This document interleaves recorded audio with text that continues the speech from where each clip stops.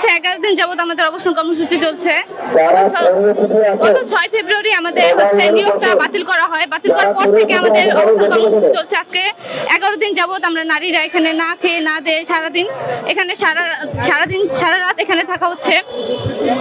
তারপর হচ্ছে গত 10 ফেব্রুয়ারিও আমাদের হচ্ছে উপর জলকামান, লাঠিচার্জ এবং টিয়ার গ্যাস নিক্ষেপ করা হয়। গত 13 তারিখেও সেই একই অবস্থা, পুলিশ আমাদের উপর লাথি মারে, তারপরে টিয়ার গ্যাস ছাড়ে, জলকামান নিক্ষেপ করে। ভাই এগুলো কেন? আমরা কি আপনাদের বলেছিলাম আমাদের সুপারিশপ্রাপ্ত করতে? আপনারা নিজেরা আমাদেরকে এসে সুপারিশপ্রাপ্ত করেছেন। এখন আপনারা সুপারিশপ্রাপ্ত করে আপনারা আমাদের বাতিল কেন করবেন? তাই না? এটা হচ্ছে, আর আপনার রেজাল্টটা দিতেও সময় নিয়েছেন 3 মাস।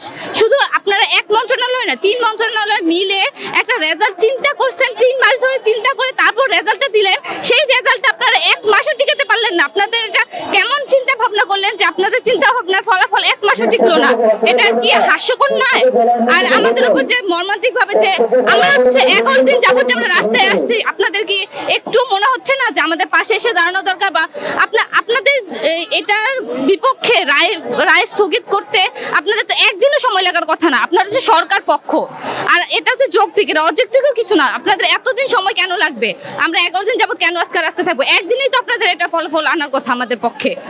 একই সময় শুনতে পেয়েছি যে আপনাদের প্রায় 50-এর অধিক শিক্ষকদেরকে কিন্তু পুলিশ আটক করেছিল এবং প্রায় শতাধিক আহত আছিল। তাদের আসলে অবস্থাটা কি এই মুহূর্তে?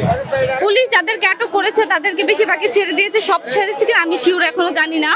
আর যারা হচ্ছে আহত এখনো হসপিটাল ভর্তি আছে, আপনারা চাইলে হসপিটালে খোঁজ নিয়ে দেখতে পারেন। পিজি হসপিটালে আছে, তারপর ঢাকা মেডিকেলে আছে, আপনারা দেখতে পারেন। তারা এখন অসুস্থ আছে। এমনকি একটা বাচ্চার উপর যে হামলা করা হচ্ছিল সেই বাচ্চাটাও এখন হসপিটালে ভর্তি আছে।